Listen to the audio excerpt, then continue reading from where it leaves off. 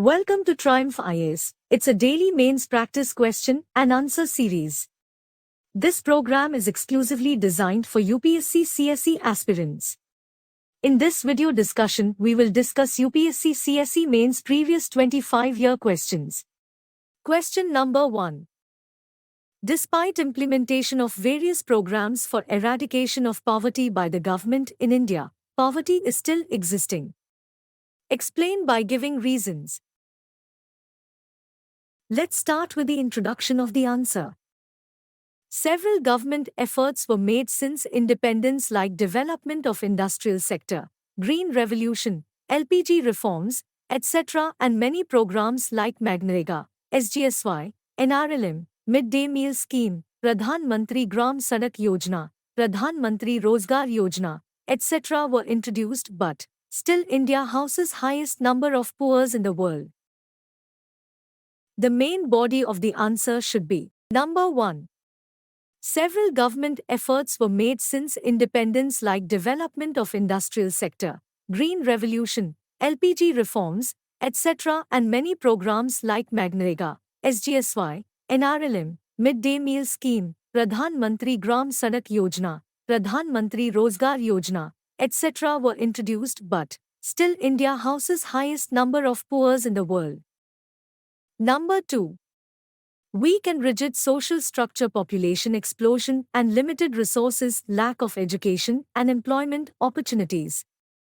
Weak institutions, corruption, and lack of political will.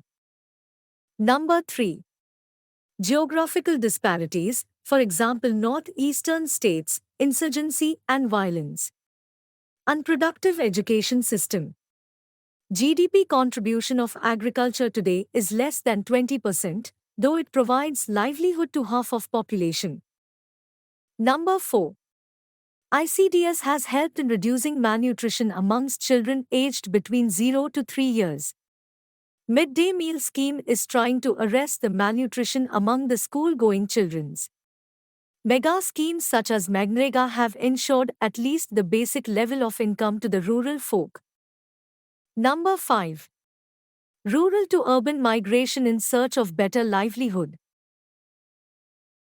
Conclusion of the answer is: more efforts need to be made by making these programs more inclusive and efficient and providing more opportunities of employment, better infrastructure, etc. to get rid of poverty in coming years. Question number 2. Some of the international funding agencies have special terms for economic participation, stipulating a substantial component of the aid to be used for sourcing equipment from the leading countries. Discuss on merits of such terms and if there exists a strong case not to accept such conditions in the Indian context.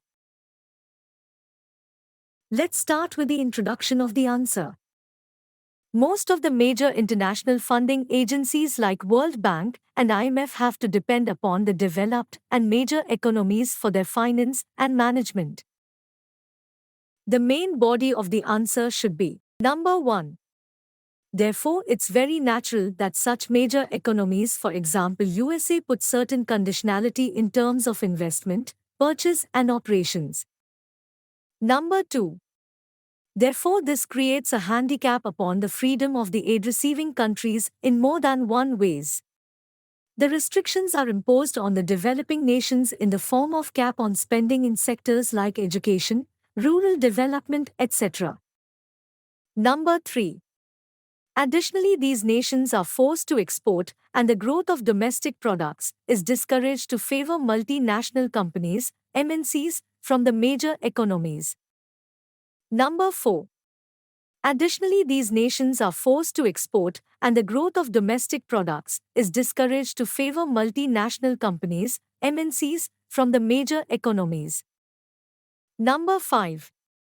The world economies are divided into blocks, and increasing proximity with one bloc result into weakened relation with the other. For example, in wake of growing Indo-US relations, Russia is increasing its proximity with China and Pakistan to deter India. Conclusion of the answer is: For any country, the most viable solution to safeguard its economic interest is to diversify its economic relations and not to remain overdependent on a single country. Question number 3. With growing energy needs, should India keep on expanding its nuclear energy program? Discuss the facts and fears associated with nuclear energy. Let's start with the introduction of the answer. The need for nuclear energy lies in the very fact that the hunger for electricity is virtually unending, and with each passing decade, India's demand for electricity has doubled due to population explosion and rapid industrial growth. The main body of the answer should be number 1. The need for nuclear energy lies in the very fact that the hunger for electricity is virtually unending, and with each passing decade, India's demand for electricity has doubled due to population explosion and rapid industrial growth. Number 2.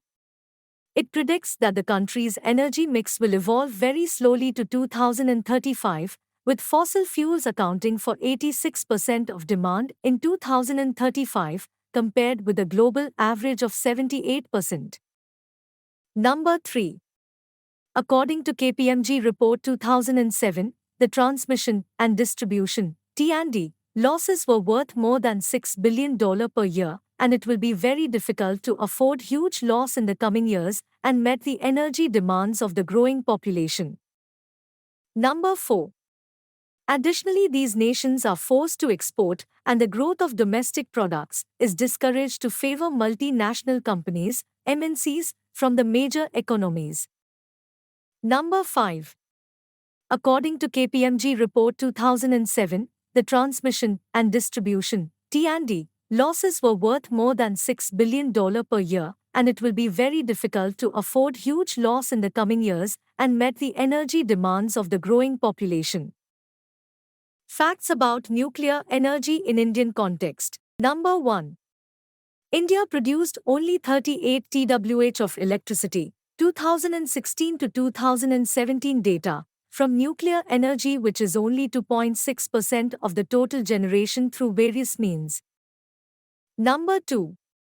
India's fuel situation, with shortage of fossil fuels, is driving the nuclear investment for electricity, and 25% nuclear contribution is the ambition for 2050. Number 3. India's dependence on imported energy resources and the inconsistent reform of the energy sector are challenges to satisfying rising demand. Number 4. India is a big nation with huge population, and only nuclear energy can meet its future energy demands. Nuclear energy is a relatively cleaner source of energy with negligible emission. Number 5. India has acquired the required expertise and technology involved in harnessing nuclear energy. India's admission into major nuclear material regulating agencies like Wassenaar Arrangement and Australia Group has created an enabling atmosphere to develop necessary infrastructure. Number 6. The major fear is the possibility of a nuclear accident like Chernobyl, which can have far-reaching consequences in terms of lives and environmental pollution. Nuclear power plants are also vulnerable to attacks during a major war with other countries.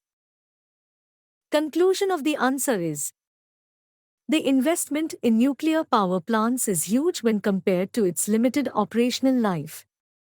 But taking into consideration the benefits associated with nuclear energy and the role it will play towards fulfilling India's energy security outweighs any drawbacks.